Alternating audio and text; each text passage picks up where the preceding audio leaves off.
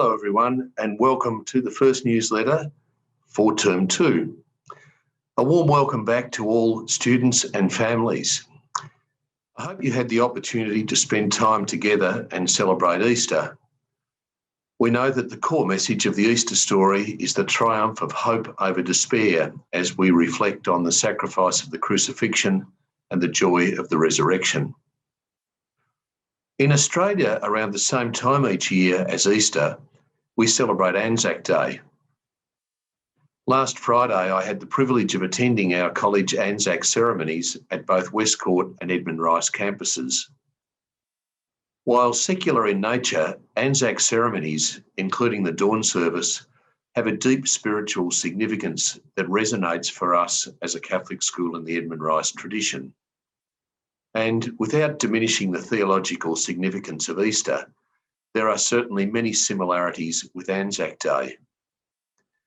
In Anzac ceremonies, the symbolism of lowering and then raising the flag, the last post signalling the end of the day, a minute's silence, then followed by rouse, signalling the arrival of a new day, reinforces the uplifting and hope-filled message that light always triumphs over darkness.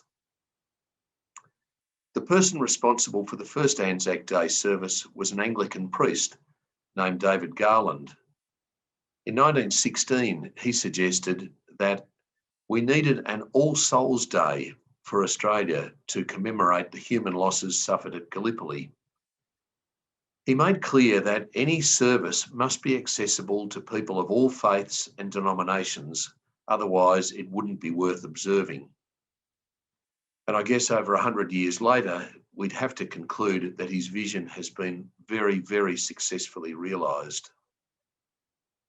Sometimes we hear people criticising the celebration of Anzac Day, suggesting that it glorifies military conflict. But I think anyone who makes that claim really misses the point. Scripture reminds us that greater love has no man than to lay down his life for his friends. And that's from John chapter 15.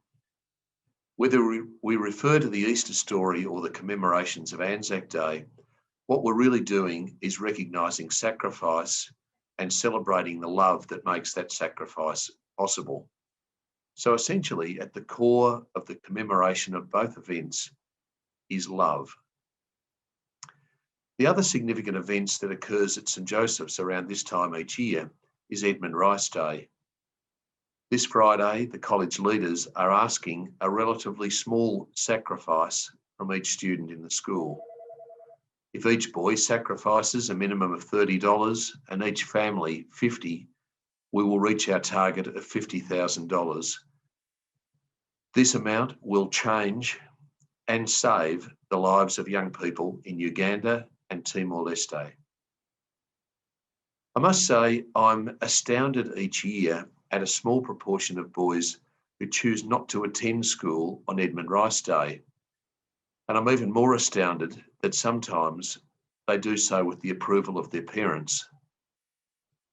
Someone recently suggested to me that there's two sorts of people in the world, givers and takers, and that the more givers we have, the better world we create. Please support your son in being a giver on Edmund Rice Day by ensuring that he attends school and makes the small financial sacrifice that's expected of him. Term 2 has started very well from a sporting perspective, and I'd like to congratulate those students who were selected to represent the college in the Associated Catholic Colleges competition this term. Wins to the Year 9 and Year 10 soccer and a draw in the seniors, and wins to all three football teams, senior, Year 10 and Year 9, was an excellent start to the season. At the start of this term, we're delighted to welcome a number of new staff, some of whom are providing tutoring to support students in and outside class. Some are simply in replacement teaching roles and some in permanent teaching roles. So welcome to Corin Irving, Catherine Day, Anne Burke, Jess Lancaster, Bridget Blackburn, Bobby Evans, Jordan Livesay, Emma Doyle in those teaching or tutoring roles, and also our new laboratory technician, Lee Kelson, and to Riley Harmon, who's joined our maintenance team. Look forward to a terrific term 2 with everybody. Stay well and God bless.